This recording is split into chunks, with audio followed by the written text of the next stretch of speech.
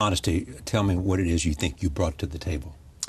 Actually, it's something that both Judge Calabresi and Justice Breyer taught me, which is that no matter how right you think you are, whatever your argument is going to have some weaknesses and blind spots. And no matter how wrong you think the other person is, the other guy is, they're going to have some good points to make. And you need to acknowledge both of those things. I learned that early on. And I tried to find and study where the weaknesses and blind spots were on our side and what the good arguments on the other side were. And so if you take the Iran nuclear negotiations as an example, I spent a lot of time with vociferous critics of the deal as we were doing those negotiations to understand what their concerns were and to communicate them to our team and say, you know what, on a few of these points, they're not wrong and we've got to find a way, for example, to close this hole or stop the Iranians from doing that. So in addition to working hard and really trying to study the issues, I think that is a skill set that's really important in Washington and frankly is now getting to be in short supply. Meaning that making sure that you hear the other side.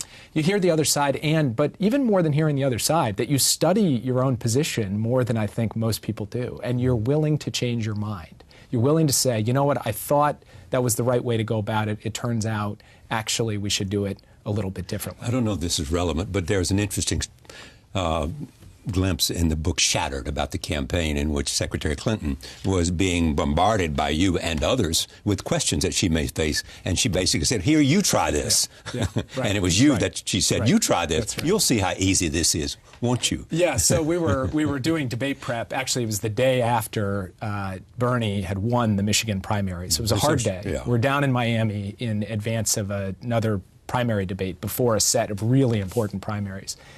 And I was chiding Secretary Clinton for her answers to questions. And she said, all right, let's do it this way. Why don't you be me, and then I'll be Bernie, and we'll see how you do.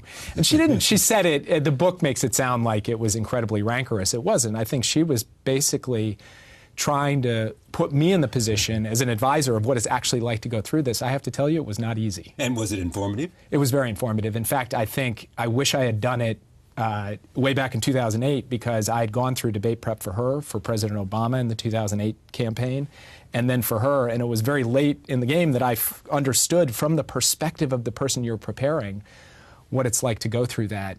So that's exactly the kind of thing that I feel folks in my position should do more of.